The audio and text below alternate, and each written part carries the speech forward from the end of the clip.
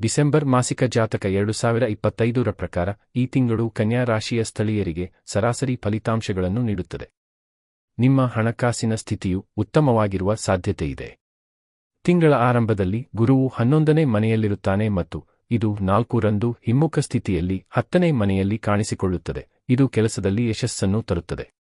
ವ್ಯಾಪಾರಸ್ಥರಿಗೆ ಯಶಸ್ಸನ್ನು ಸಾಧಿಸಲು ಸಾಕಷ್ಟು ಅವಕಾಶಗಳಿವೆ. ದೂರ ಪ್ರಯಾಣ ಲಾಭದಾಯಕವಾಗಲಿದೆ. ವ್ಯವಹಾರದಲ್ಲಿ ದೀರ್ಘಾವಧಿಯ ಸಂಬಂಧಗಳು ವ್ಯವಹಾರದಲ್ಲಿ ಪ್ರಗತಿಗೆ ಕಾರಣವಾಗುತ್ತದೆ. ಈ ತಿಂಗಳು ನಿಮ್ಮ ಪ್ರೀತಿಯ ಜೀವನಕ್ಕೆ ಉತ್ತಮವಾಗಿರುತ್ತದೆ. ನಿಮ್ಮ ಮದುವೆ ನಿಶ್ಚಿತವಾಗಬಹುದು ಮತ್ತು ನಿಮ್ಮ ಮನೆಯಲ್ಲಿ ಮದುವೆಯ ಗಂಟೆಗಳು ಮೊಳಗಬಹುದು. ವಿವಾಹಿತರು ಕೆಲವು ಉದ್ವಿಗ್ನತೆಯನ್ನು ಎದುರಿಸಬೇಕಾಗುತ್ತದೆ ಮತ್ತು ತಮ್ಮ ನಡುವೆ ಜಗಳವಾಡುವ ಸಾಧ್ಯತೆಯಿದೆ. ವಿದ್ಯಾರ್ಥಿಗಳು ಕಠಿಣ ಪರಿಶ್ರಮಕ್ಕೆ ತಕ್ಕ ಲಾಭವನ್ನು ಪಡೆಯುತ್ತಾರೆ. ಹಣಕಾಸಿನ ಏರಿಳಿತದ ಸಾಧ್ಯತೆಯಿದೆ. ತಿಂಗಳ ಆರಂಭದಲ್ಲಿ ಶುಕ್ರ, ಮಂಗಳ ಮತ್ತು ಸೂರ್ಯನು ಒಟ್ಟಿಗೆ ಇರುವುದರಿಂದ ಗಂಟಲು ಸಮಸ್ಯೆಗಳು, ಕಿವಿ ಸಮಸ್ಯೆಗಳು ಅಥವಾ ಭುಜದ ತೊಂದರೆಗಳು ಉಂಟಾಗಬಹುದು.